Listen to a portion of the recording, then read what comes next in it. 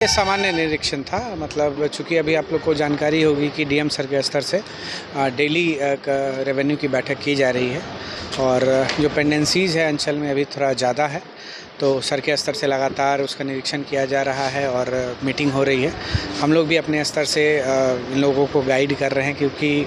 जगदीशपुर में आप लोग जान रहे हैं कि नगर निगम का सारा क्षेत्र आता है, वहाँ पे नंबर ऑफ़ केसेस निश्चित रूप से ज़्यादा रहता है,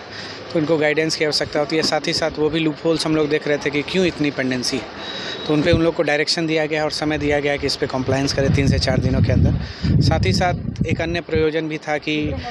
स्किल डेवलपमेंट से जो रिलेटेड जो सरकार की विभिन्न योजनाएं हैं, वो आप लोग के माध्यम से हम जो भी जगदीशपुर की जनता है उनको भी जागरूक करना चाहेंगे कि एक जो बच्चों के लिए लोन स्कीम है या फिर जो बेरोज़गार लोगों के लिए जो सरकार स्कॉलरशिप देती है और अन्य जो भी योजनाएं हैं, उसका जो लाभ है वो उसमें जितना आवेदन आ रहा है उसकी संख्या बहुत कम है। तो निश्चित रूप से उसमें 2 ही कारण हो सकता है, या तो जानकारी की अभाव होगा या हम लोग का जो प्रोसीजर है उसमें कहीं पे उन लोगों की समस्या उनको आ रही होगी। तो हम लोगों ने डीएम सर के डायरेक्शन पे ये डिसीजन लिया है कि प्रत्येक पंचायत में हम लोग एक कैंप का आयोजन करवाएंगे और सीएससी के माध्यम से और जो स्किल डेवलपमेंट सेंटर के माध्यम से है उसमें सभी बच्चों के उनके परिवार को जागरूक करेंगे, ताकि वो जो सरकार के द्वारा जो स्टूडेंट क्रेडिट कार्ड स्कीम है एवं जो अन्य योजनाएँ हैं उसका लाभ ले सकें, ताकि अपना स्किल डेवलपमेंट कर सकें और पढ़ाई में उनका और उन्हें मदद मिले।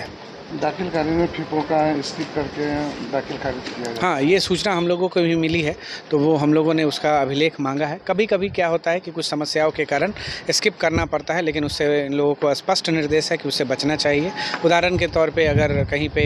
कुछ समस्या है ऑब्जेक्शन को लेके, तो उस केसेस में स्किप करने की आवश्यकता पड़ जाती है, लेकिन स्ट्रिक्ट इसमें दिया गया है कि ऐसे केसेस ना रहे। और